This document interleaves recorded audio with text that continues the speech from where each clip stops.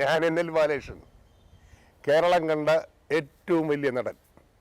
ലാലിനേക്കാളും മമ്മൂട്ടിയേക്കാളും തിലകേട്ടനേക്കാളും 142 kilo ഭാരം. അതാണ് ഞാൻ വലിയ നടനെന്ന് പറഞ്ഞ് പറ്റിയില്ല. അപ്പോൾ ഞാൻ അച്ഛനും അമ്മയ്ക്കും ഒരു മോനായതുകൊണ്ട് അവർ ഈ ഒരു ഉദ്യോഗം വേണമെന്നുള്ള ഒരു സംഭവമൊന്നും ഇല്ലായിരുന്നു.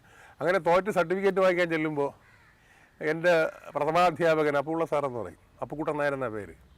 അദ്ദേഹം പറയണ തടിയൊക്കെ ഉണ്ടല്ലോടാ നിനക്ക്, നീ പട്ടാളത്തിൽ പോടാന്ന്. അത് പല ചിരിച്ചുണ്ടാ പറഞ്ഞത്. അല്ലെങ്കിൽ നീ എന്തെങ്കിലും ചെയ്യ്. പിന്നെ അപ്പം ഞാൻ അവിടെ നിന്ന് സർട്ടിഫിക്കറ്റൊക്കെ വാങ്ങിച്ചിറങ്ങുമ്പോൾ എൻ്റെ വേറൊരു അധ്യാപകനുണ്ട്, ഒരു സുകുമാരൻ നായരെന്ന് പറയും, ഹിന്ദി സാറെന്ന് പറയും. അപ്പം അദ്ദേഹത്തിന് എന്നെ നന്നായിട്ടറിയാം. അദ്ദേഹം വളരെ വാത്സല്യത്തോടു കൂടി നീ ഇനി എന്ത് ചെയ്യാൻ പോകണമെന്ന് ചോദിച്ചു. ഞാൻ പറഞ്ഞ് ഇനിയിപ്പോൾ ഒന്നുകൂടെ ട്യൂട്ടോറിയലിൽ പോയി എഴുതാം. ശരി, എഴുത്, നന്നായി വാന്ന് പറഞ്ഞ് അദ്ദേഹത്തിൻ്റെ കാലൊക്കെ തൊട്ട് ഈ സർട്ടിഫിക്കറ്റൊക്കെ വാങ്ങിച്ച്. അന്ന് ഈ ഇന്നത്തെ പോലെ വലിയ ഇതൊന്നുമില്ല, ഈ സഞ്ചിയും കോപ്പമൊന്നുമില്ല, ഇങ്ങനെ ഒരു ബുദ്ധിജീവി സഞ്ചി പോലും ഇല്ലായിരുന്നു. വാങ്ങിച്ച് വെച്ച് വീട്ടിൽ വരുമ്പോൾ അന്നും ഇന്നും മനോരമ പത്രമാണ് ഞാൻ വരുത്തുന്നത്. ഇപ്പം മനോരമയിൽ HH Maharaja school of arts, ഇന്നത്തെ കോളേജ് ഓഫ് ഫൈൻ ആർട്സ്, ഈ പാളയത്തിലുള്ള അവിടെ ഇങ്ങനെ ആർട്ട് സ്റ്റുഡൻറ്റിനെ എടുക്കുന്നു. SSLC മതി, ജയിക്കണമെന്നൊന്നുമില്ല. അങ്ങനെ ഞാനവിടെ അപ്ലൈ ചെയ്യുന്നു. അപ്പോൾ ഈ പടം വരയ്ക്കാനുള്ള ഒരു താല്പര്യം ഉള്ളതുകൊണ്ട് പിന്നെ ട്യൂട്ടോറിയലിലേക്ക് പോയില്ല. ഞങ്ങളുടെ നാട്ടിലേക്കുള്ള ഗ്രാമത്തിലേക്കുള്ള ബസ് ചെമ്പഴന്തി പൗടിക്കണമെന്ന് പറയും. ഈ ബസ് ഈ 4-5 ട്രിപ്പേ ഉള്ളൂ. അപ്പോൾ ഈ റോഡിൽ നിൽക്കേണ്ടതെന്ന് പറഞ്ഞാൽ അവിടെ ഒരു സ്റ്റുഡിയോയിൽ പോയിരിക്കും. റോഡിൽ നിൽക്കില്ല, ഈസ്റ്റ് പോയിട്ട് പാളയം പൗടിക്കോണം അല്ലേ ചെമ്പഴന്തി എന്ന് പറയും. അപ്പോൾ ആ സ്റ്റുഡിയോയിൽ ഇരുന്നിട്ടാണ് ഈ പെയിൻറ്റിങ് പഠിച്ച ഞാൻ ഈ ഫോട്ടോഗ്രാഫിയിലേക്കുള്ള ഒരു ആഭിമുഖ്യം. ഞാൻ ചെന്നിരിക്കുന്ന ഒരു സ്റ്റുഡിയോ ഉണ്ടായിരുന്നു, രൂപലേഖ. അത് വളരെ പ്രശസ്തമായ സ്റ്റുഡിയോ ആണ്. ഇന്ന് അവിടെ ആ സ്ഥലമുണ്ട്, പക്ഷേ ആ കെട്ടിടമൊക്കെ ഉണ്ട്, പക്ഷേ ഇന്ന് സ്റ്റുഡിയോ ഇല്ല. അപ്പോൾ ആ കാലഘട്ടത്തിലാണ് ഈ സിനിമയായിട്ടുള്ള ഒരു ആഭിമുഖ്യം എന്ന് വെച്ചാൽ എനിക്കല്ല, ആ സ്റ്റുഡിയോ ഉടമയ്ക്ക്, കുട്ടപ്പൻ ചേട്ടൻ എന്ന് പറയും, നീലകണ്ഠ പിള്ള. അപ്പോൾ അവിടെ പോയിരിക്കുമ്പോൾ ഇങ്ങനെ ഷീലേര പടങ്ങളൊക്കെ 1-2 പടങ്ങൾ ഇങ്ങനെ എടുത്തുകൊണ്ട് വന്ന്.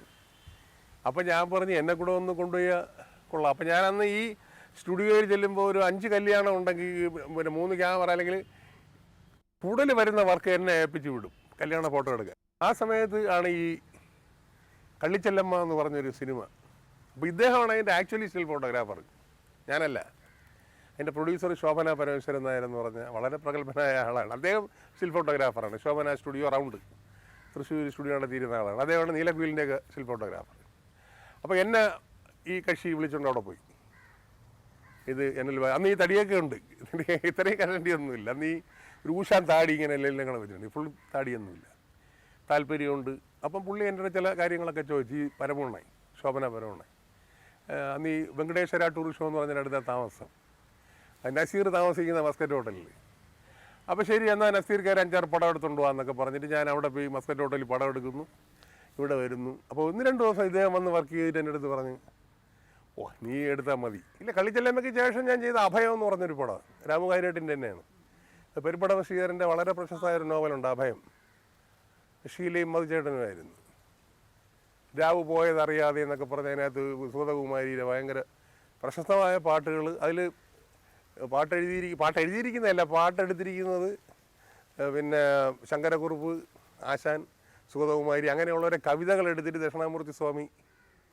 അതൊരു നല്ല അനുഭവമുള്ള ഒരു പടമായിരുന്നു. ഒരു 180ഓളം സംവിധായകരുടെ കൂടെ, അതിൽ മെയിനായിട്ടുള്ള ഒരു 145ഓളം ഏറ്റവും പ്രഗത്ഭരായ, അതിൻ്റെ ഡയറി കുറിപ്പുണ്ട്, എൻ്റെ ഡയറി ഉണ്ട്. ഞാൻ ഭരതനും വളരെ ബന്ധമെന്ന് പറഞ്ഞു കഴിഞ്ഞാൽ, ഇപ്പോൾ പിന്നെ പിൽക്കാലത്ത് അവർ ആത്മബന്ധം ഉണ്ടായിരുന്ന ഒരു തിരക്കഥാകൃത്ത് ജോൺ പോളായിരുന്നു ഭരതനുമായിട്ട്, പിന്നെ ലോഹിദാസായിരുന്നു. പക്ഷേ ഇവരെ കളക്കിയ ഒരു ആത്മബന്ധം എൻ്റെ അടുത്തുണ്ടായിരുന്നു.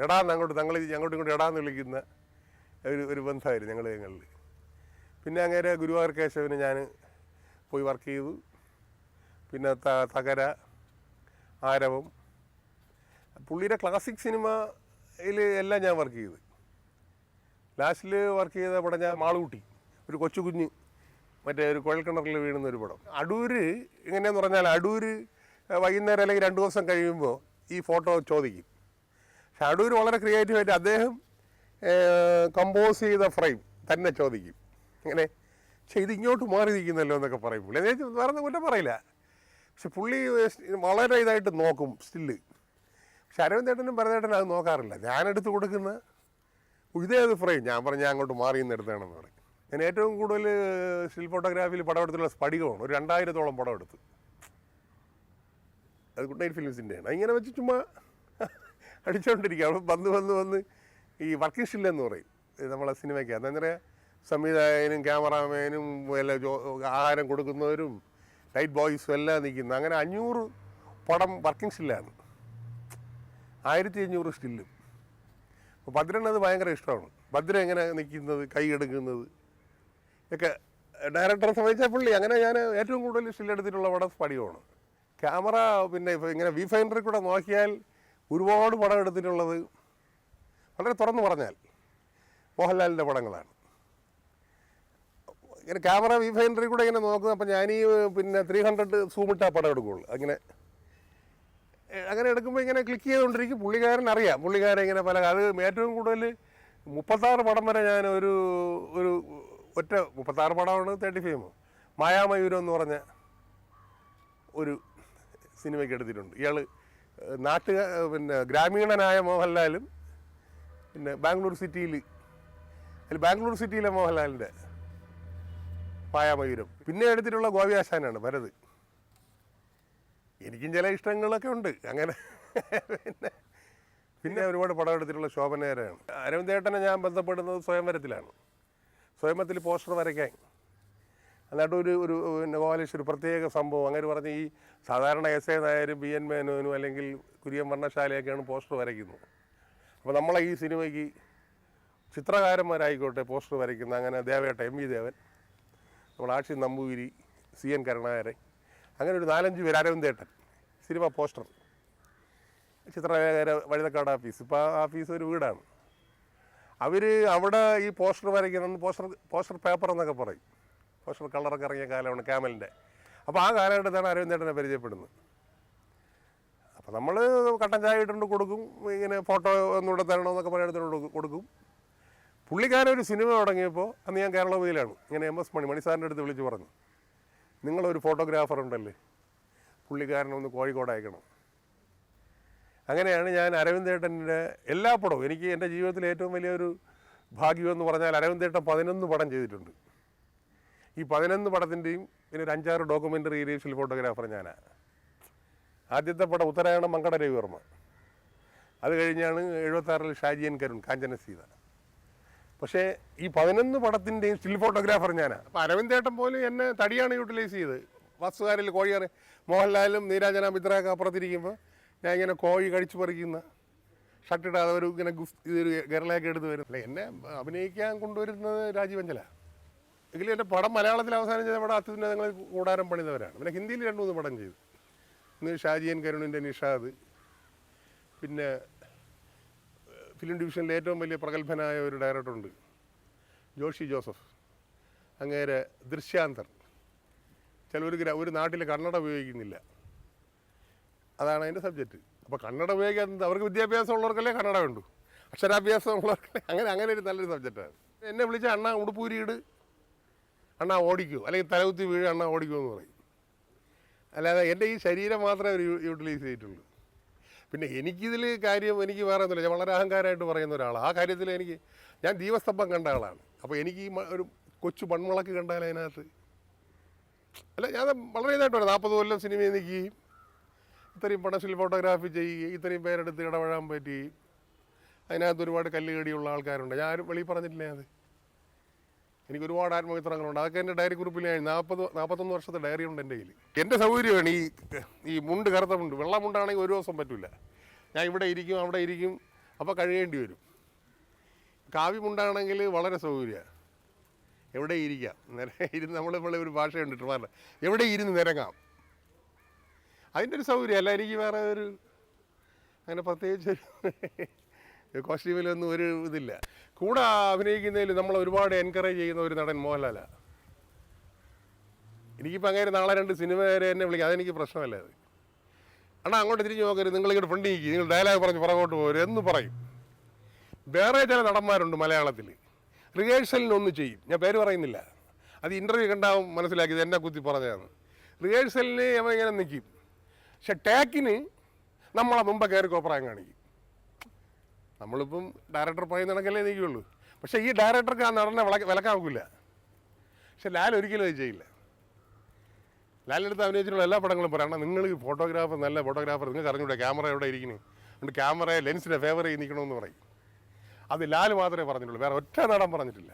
20 വയസ്സ് മുതൽ 70 വയസ്സ് വരെ, എനിക്കിപ്പോൾ 63 വയസ്സ് കഴിഞ്ഞ് ഒക്കെ എനിക്ക് സുഹൃത്തുക്കളെല്ലാം ഞാൻ ഒരുപോലെ കാണുന്ന ആളാണ്.